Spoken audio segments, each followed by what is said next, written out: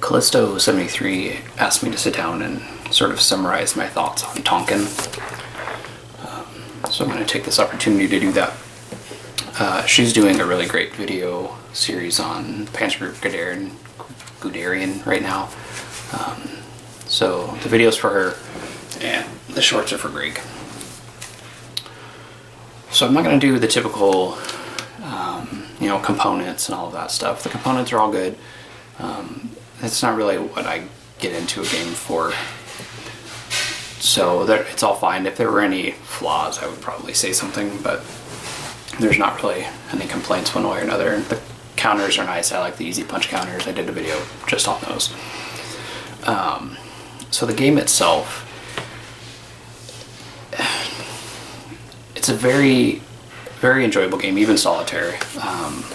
It feels right, I guess, is how I would put it. I know there's been some discussion about the historicity of the game. When I'm looking at a game, especially a game like this, I don't need historical results. Even though we got historical results in the scenario one.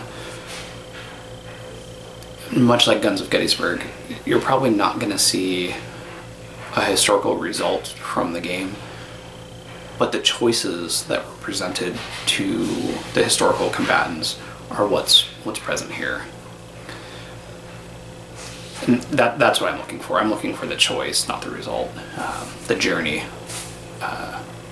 not the destination.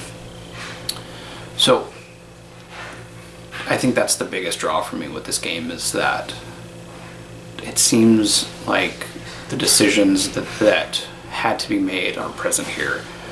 As the French, do you pull out of the highlands, all those small communities kind of spread all over? Do you pull away from the coast to protect the city and then let these small Viet Minh forces, the TD forces, just go in and pull those communities in under their influence, which is only 10 points.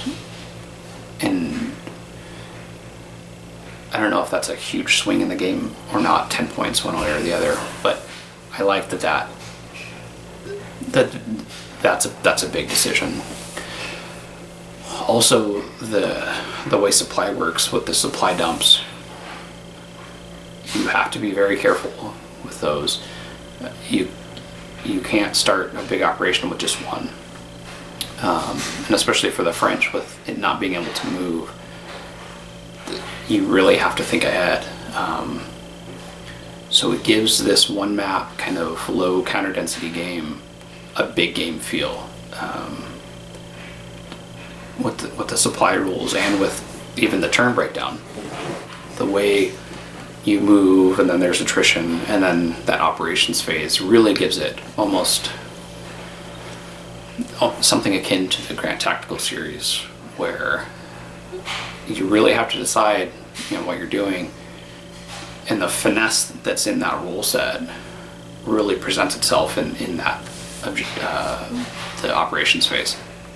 And we saw in the second series posted, that was the first one I played, that if that finesse isn't paid attention to, it kind of just grinds to a halt, and it turned into like a standard combat series type game, which I really enjoy those games, but this isn't that, and this conflict isn't that. So it is finesse, supply, kind of all working together to create a very elegant game about a very interesting historical topic.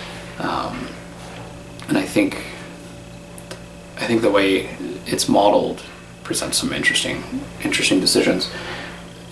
The Viet Minh, for example, the units bring a lot of firepower with them. They bring a lot to bear, but they're heavy, they're fat, much like in Vietnam 1965, 1975.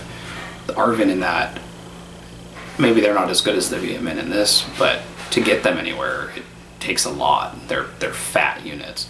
And the Viet Minh in this are the same way. You can only bring a stack of 4 with 2 other one-step units into any one hex. Whereas the French, their forces might not have so much firepower that they're bringing, but they're one weight each for the most part. So you can get a big stack of, you know, almost 14 guys in there and kind of butt up with those VMN. So it makes it tough as to how you're going to move your forces, where you're going to put them, which again I think is a very, very elegant way. It kind of forces the VMN to have a smaller stack, which again would make sense historically. So all in all, it's, I mean, I think I probably said most of it in the playthroughs. It's very, very good, even solitaire, and I think the tension would definitely ratchet up with another player. But just the way everything works together it feels right, and that's what I'm looking for in a game. I want to be presented with decisions that are historically accurate and try to figure out what to do with them. And in the Calbong scenario, we actually got historical results, which is interesting. I usually don't end up with something like that. And then I guess the big game feel in this small, you know, relatively small box here, one mat, low counter density, just really gives it a feel of something that I'm looking for.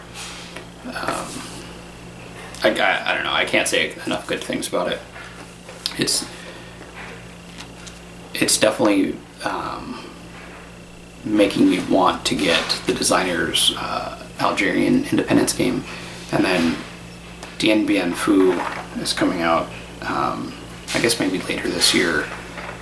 Same designer. It seems like it's maybe, you know, a similar type system, and it's the same conflict, just kind of scaled way up or zoomed way in, whatever, however you want to say it. So that is Tonkin.